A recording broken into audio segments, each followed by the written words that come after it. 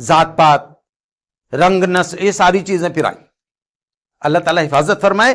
لیکن الحمدللہ یہ ہے کہ چونکہ قرآن کی وہ اصولی بات موجود ہے، رسول اللہ صلی اللہ علیہ وسلم کی اصولی تعلیمات موجود ہیں، اس لیے امت جو ہے بہت زیادہ اس کو ڈیویٹ نہیں کیا جا سکا. بیماریاں تو ہیں لیکن پوری امت میں انحراف نہیں پیدا کیا جا سکا.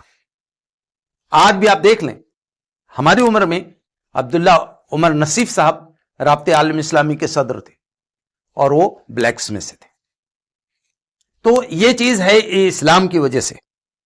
یہاں میں جو ایک اشارہ کرنا چاہتا ہوں کہ اس کو ذرا سمجھنے کی ضرورت ہے کہ جو یہ اسلام ہے، اسلام جو ان تمام انسانوں کے خالق کا دیا ہوا نظام ہے. آپ دیکھیں یہ بات اس وقت امت مسلمہ کی ذمہ داری ہے کہ یہ بات امت کے لوگ پوری دنیا کے سامنے رکھیں. یہ اسلام جس خالق نے دیا ہے، جس پیدا کرنے والے نے دیا ہے، وہ صرف ہمارے جسم اور ناک اور کان اور ہمارے آرگنز کا خالق نہیں ہے، وہ ہمارے سائیکولوجی کا خالق ہے، ہمارے نیچر کا خالق ہے، ہمارے ایسپریشن اور ہماری فیلنگز کا خالق ہے.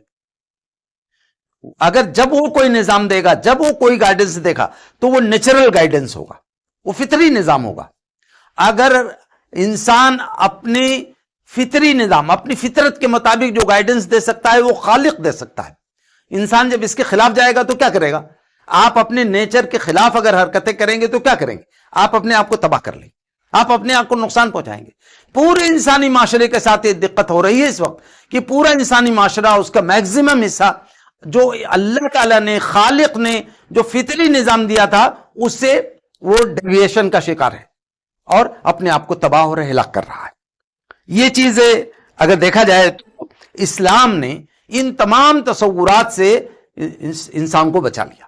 یہ جو تفریقات ہیں، یہ جو ڈسکریمنیشن ہے، جو فرق کیا گیا اور لوگ کسی کو اعلیٰ اور کسی کو ذلیل رکھا گیا، اپنے گڑھے ہوئے قوانین کے بنیاد پر اسلام نے ان سب کی نفی کر دی. آپ دیکھیں کہ آج کے اس مطلب کمزور یعنی مسلم معاشرے میں بھی کوئی آدمی اللہ کا نیک بندہ ہے، اللہ والا ہے، تو لوگ اس کی عزت کرتے ہیں.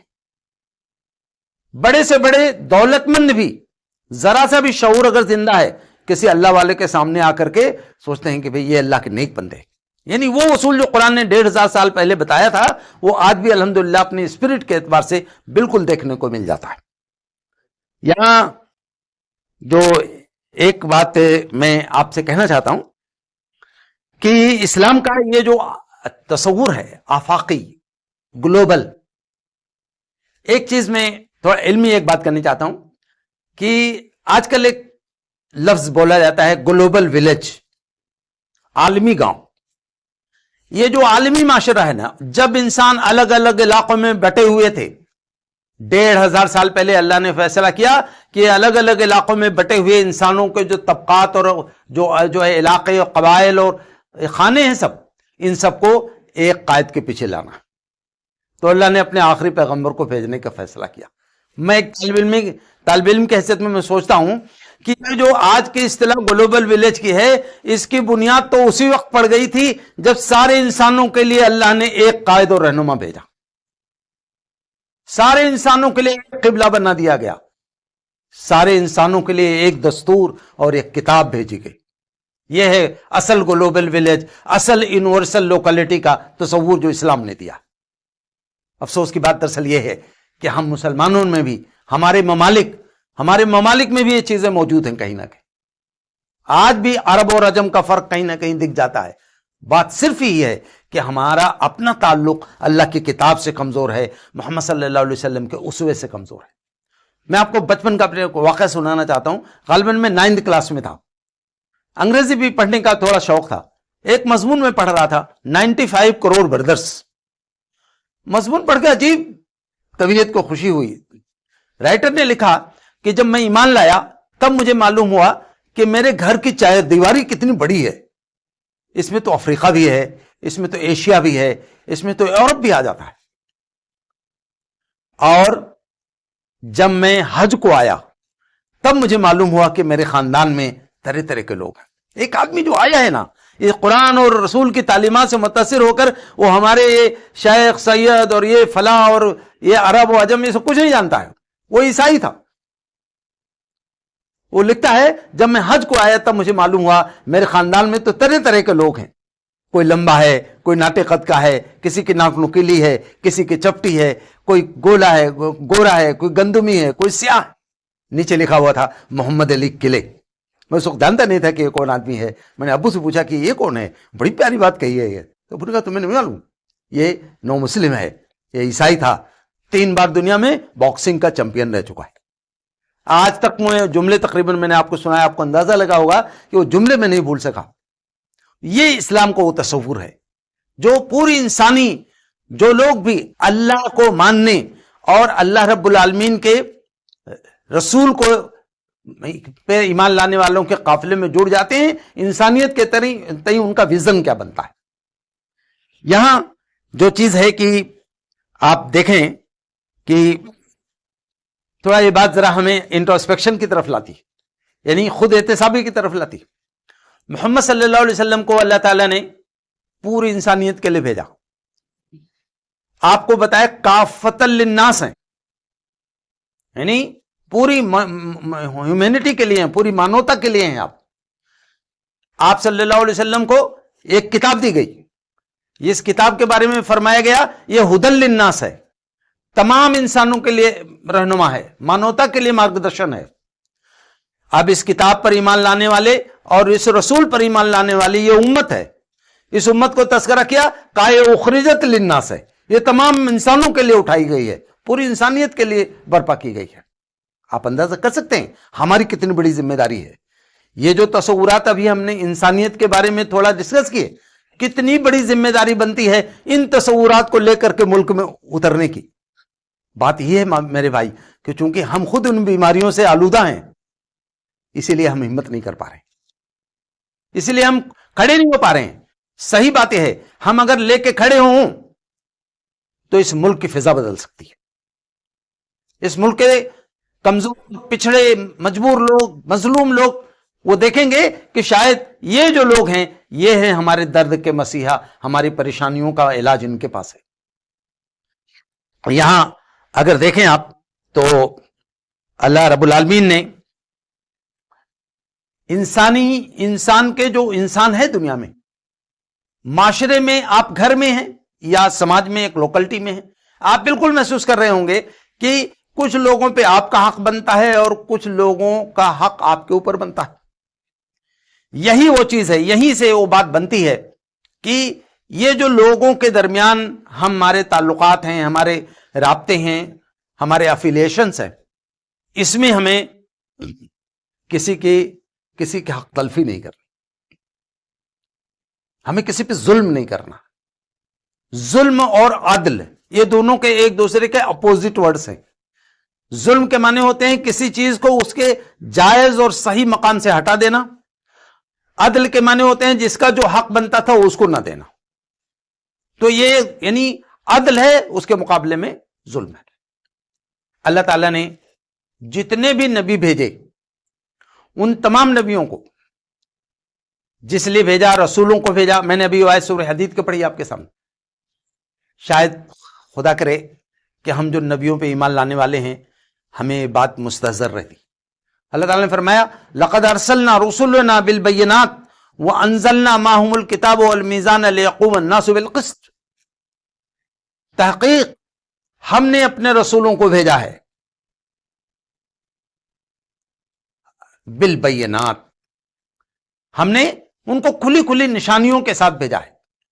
وہ کھلی کھلی نشانیاں ان کے پیغام و دعوت میں بھی ہیں اور ان کو کچھ معجزے بھی ہم نے دیے ہیں.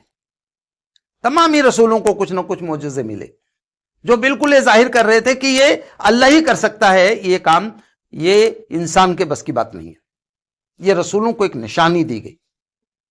پھر فرمایا وَأَنزَلْنَا مَعَهُمُ الْكِتَابَ, ہم نے ان پہ اوپر کتاب نازل کی. والمیزان, اور میزان نازل کی.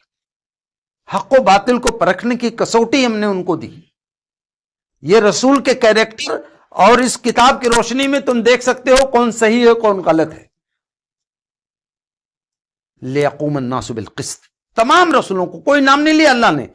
جتنے بھی 200 سے زائد رسول آئے، سارے رسولوں کے آنے کا مقصد بیان ہو رہا ہے تاکہ انصاف قائم ہو جائے. لِيَقُومَ النَّاسُ بِالْقِسْطِ، تاکہ انصاف قائم کیا جائے. کچھ لوگ تھے جو رسول اللہ صلی اللہ علیہ وسلم کو دیکھ کے انصاف پہ قائم ہو گئے. کچھ لوگوں نے آپ کے زبان مبارک سے آپ کا پیغام سنا، انصاف پہ قائم ہو گئے. کچھ لوگ تھے جنہوں نے آپ سے بحث و مباحثے کے بعد دلیل آپ نے دی، انصاف پہ قائم ہو گئے. کچھ لوگ تھے جو اس کے باوجود بھی انصاف پہ قائم ہونے کو تیار نہیں ہیں، وہ ظلم پہ اصرار کر رہے ہیں.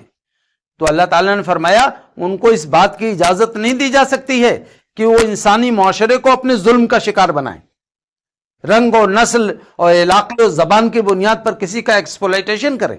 ان کو اس بات کی اجازت نہیں دی جا سکتی. تو اللہ تعالیٰ نے فرمایا ہم نے رسولوں کو بھیجا بینات، کتاب اور میزان کے ساتھ، تاکہ تمام انسانوں کو انصاف پہ قائم کر دیں، معاشرے میں، سماج میں انصاف اور عدل کا قیام ہو جائے. لیکن اگر کچھ لوگ ان تمام ایکسرسائز کے باوجود، جو پائس اور ڈیوائن ایکسرسائز ہے، اس کے باوجود بھی اگر وہ ظلم پہ اصرار کرتے ہیں، اللہ نے فرمایا وَأَنزَلْنَا الْحَدِيدَ فِيهِ بَأْسٌ شَدِيدٌ وَمَنَافِعُ لِلنَّاسِ. ہم نے لوہا بھی نازل کیا ہے. لوہا کا مطلب وہ فزیکل طاقت، یعنی جس کو امپلیمنٹیشن پاور کہتے ہیں، جس کو قوت نافذہ کہتے ہیں، ہم نے وہ بھی دی ہے، ہم نے وہ بھی نازل کی ہے، تاکہ جو لوگ ظلم پہ اصرار کریں اور انسانیت کو دبانے اور کچلنے پر سے باز نہ آئیں، تو ان کو طاقت کے ذریعے روکا جا سکے. آپ اندازہ کیجئے کہ کیا ہو رہا ہے. ہمارے ملک میں قدیم تہذیب ہونے کی بات کی جاتی ہے. ابھی آپ نے پچھلے دنوں وہ ویڈیو دیکھا ہوگا جس میں ایک آدمی جو اپنے آپ کو اونچے کلاس کا کہہ رہا ہے، وہ ایک آدیواسی آدمی کے اوپر پیشاب کر رہا ہے. یہ کیسے ہو سکا؟ یہ اسی لیے ہوتا ہے کہ جو حکومت ہے، اقتدار ہے، اس کی ذمہ داری ہے کہ اس کو روکے. اور نبیوں اور رسولوں کے ماننے والوں کے ہاتھ میں اقتدار آئے تو یہ نہیں جیسے ہم نے ماضی میں کیا. معاف کیجئے گا، ہم جب حکومتیں ہم نے کی نا، بہت ساری غلطیاں ہم سے ہوئی. یہ جو بات آ رہی ہے، لوگ بادشاہوں کے دربار میں جانے کے دروازے خصوصی ہوتے تھے، بغیر سر جھکائے نہیں پہنچ سکتے تھے. اللہ تعالیٰ نے ہمیں اس لیے نہیں بنایا تھا، اس لیے نہیں اقتدار دیا تھا. ہم نے اللہ کی تعلیمات کو بالکل نظر انداز کر دیا.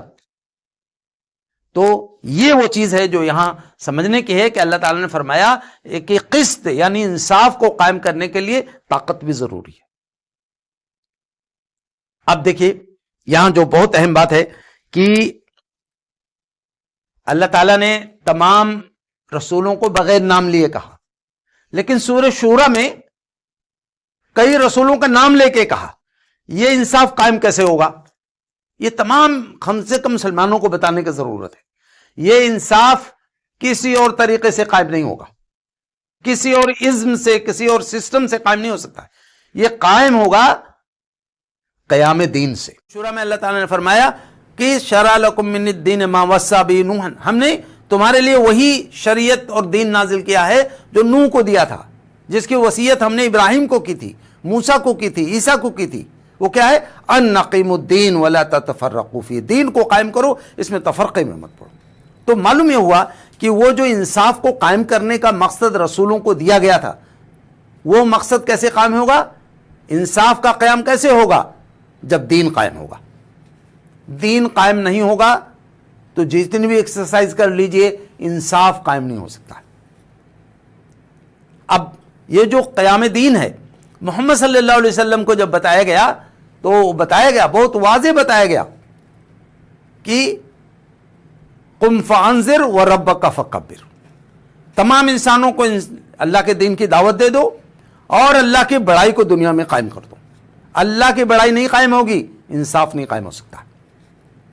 اب رسول کی امت جو بھی، جیسے میں نے عرض کیا، وہ خرجت للناس ہے، اس کو فرمایا کہ تامرون بالمعروف و تنہون عن المنکر. یہ جو انصاف قائم کرنے کی بات ہے، سب کو دنیا میں ہمیں بھلائی کا حکم دینا ہے اور برائی سے روکنا ہے. اگر بھلائی کا حکم دینے لگیں اور برائی سے روکنے لگیں تو تامرون کے اندر خود ہی مفہوم شامل ہے کہ تمہارے اندر بھلائی کا حکم دینے کی طاقت ہونی چاہیے، برائی سے روکنے کی طاقت ہونی چاہیے. اس سے ہمیں یہ بات کلیئر ہو گئی ہوگی کہ ہم جن رسولوں کے نام لیوا ہیں، جو جن نبیوں اور رسولوں کے ماننے والے ہیں، ان کو اللہ تعالیٰ نے انصاف قائم کرنے کے لیے بھیجا تھا۔ وہ انصاف اللہ کے تئیں بھی انصاف، رسول کے تئیں انصاف، کتاب کے تئیں انصاف، اور جتنے بھی انسان بلکہ تمام مخلوقات جانوروں تک کے بارے میں ہے کہ انصاف سے کام لینا ہے۔ تو یہ انصاف قائم کرنے کے لیے رسول آئے تھے، اسی لیے ان کو کتاب دی گئی تھی، اس لیے میزان دی گئی تھی، اور اسی لیے ان کو طاقت کے لیے حصول کے طرف رہنمائی بھی کی گئی۔